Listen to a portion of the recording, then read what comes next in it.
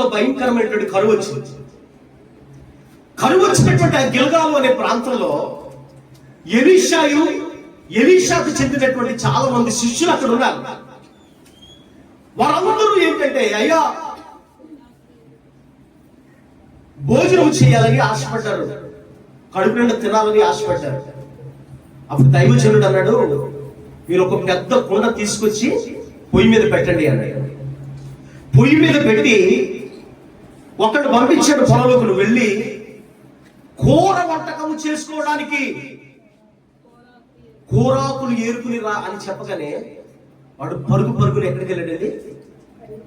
ఒక శిష్యుడు ఎక్కడికి వెళ్ళాడు? పరుగున ద్రాక్ష తోటలోకి వెళ్ళాడంట.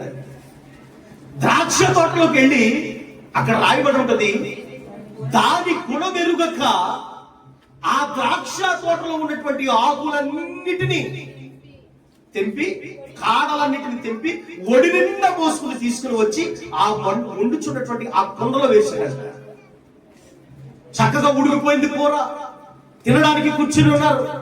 తినడానికి కూర్చున్నటువంటి వారి భోజనంలో ఈ కూర వడ్డించగానే వారందరూ తింటూ, అయ్యా దైవజనుడా, కుండలో విషం ఉన్నది, కుండ మధురముగా లేదు, రుచికరమైన వంటకముగా లేదు, ఇది చేదుగా ఉన్నది, ఇది ఏ వెర్రి ద్రాక్షనో, ఏ పిచ్చి ద్రాక్షనో, ఏ చేదు ద్రాక్షనో, వాటి ఆకులను గుణమెరుగక తీసుకుని వచ్చి ఇందులో వేసినట్టున్నారని వారందరూ కేకలు పెట్టడం మనం చూస్తూ ఉన్నాం అక్కడ. హల్లెలూయా, హల్లెలూయా, హల్లెలూయా.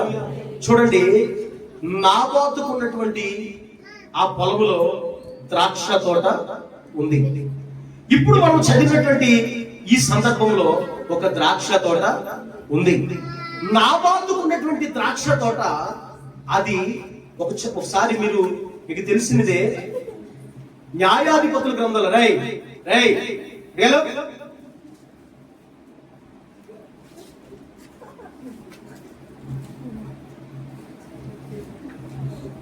ఆహాబులాగా మూతి ముడిసావు కూర్చోక.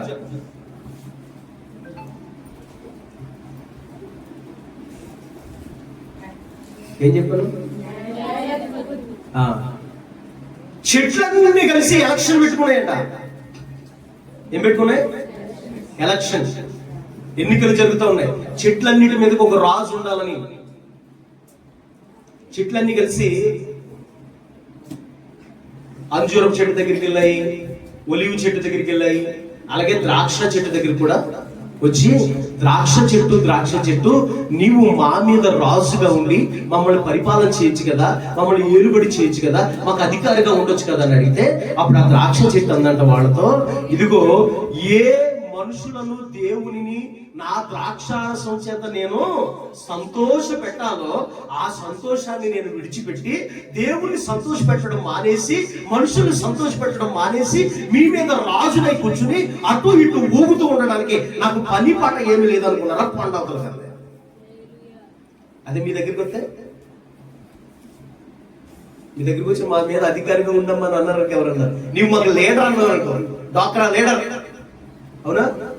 స్పందన లీడర్, ఇంకా లీడర్లు ఉన్నారు కదా మీరు, నువ్వే మా చర్చిలో లీడర్ మాకు అన్నారు అనుకో, ఏం చేస్తే ముందు నా కాళ్ళ మీద పడి సాష్టాంగ పడంతవా? ద్రాక్ష చెట్టు ఏమని తెలుసా? దేవుడు నాకు ఒక పని అప్పగించాడు, ఆ పని చేయడం మానేసి మీ అందరి మీద పెత్తనాలు చేసుకుంటా, మీ అందరి మీద ఏలుబడి చేసుకుంటా, మీ అందరి మీద ఊగుతూ కూర్చొని తిరగమంటారు నన్ను.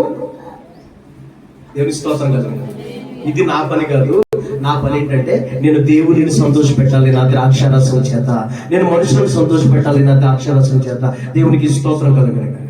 హల్లెలూయా, హల్లెలూయా. నీకు విషయం చెప్తాను. నాబోతు దగ్గర ఉన్నటువంటి ద్రాక్ష చెట్లు లేదా ద్రాక్ష తోట యొక్క ఉద్దేశం ఏంటో తెలుసా? వాస్తవానికి నాబోతు మీద అతడు రాజద్రోహం చేశాడని, రాజుకి దేవునికి వ్యతిరేకంగా మాట్లాడాడని, దేవుణ్ణి రాజుని దూషించాడని ఒక దొంగ సాక్ష్యం అతని మీద చెప్పి అతన్ని చంపడానికి కారణం ఆ దొంగ సాక్ష్యం. కానీ నాబోతు అట్లా చేయలేదు. నాబోతు ద్రాక్ష తోటలో తయారు చేయబడుతున్నటువంటి ఆ ద్రాక్షారసం, లేదంటే ఆ ద్రాక్షాలు ఏవైతే ఉన్నాయో వాటి నుండి తీయబడినటువంటి ద్రాక్షారసం చేత రాజు సంతోషిస్తూ ఉన్నాడు, మనుషులు సంతోషిస్తూ ఉన్నారు, దేవుడు సంతోషిస్తూ ఉన్నాడు. అతని ద్రాక్ష తోట వలన అందరికీ సంతోషమే తప్ప ఎవరికి బాధ లేదు, ఇబ్బంది లేదు. కానీ ఏ ద్రాక్ష సంతోషాన్ని ఇచ్చేదాన్ని తీసివేసి అక్కడ కూరాకులను, కూరగాయలు, ఆకులు, అలములు ఏవైతే పెంచుతాను అని ఆహాబు అన్నాడో, ఆ ఆహాబు పెంచేటటువంటి ఆ కాడలు, ఆహాబు పెంచేటటువంటి ఆ ద్రాక్ష తీగలు, ఆహాబు పెంచేటటువంటి ఆ కూరాకులు అవన్నీ ఏం చేస్తున్నాయంటే చేదు అనుభవాలను కలిగిస్తా ఉన్నాయి. హల్లెలూయా, హల్లెలూయా. అందుకని నాబోతు ఏమన్నాడంటే, నా ప్రాణం పోయినా ఇది వల్ల పడదు, ఇది నేను నీకు ఇవ్వను.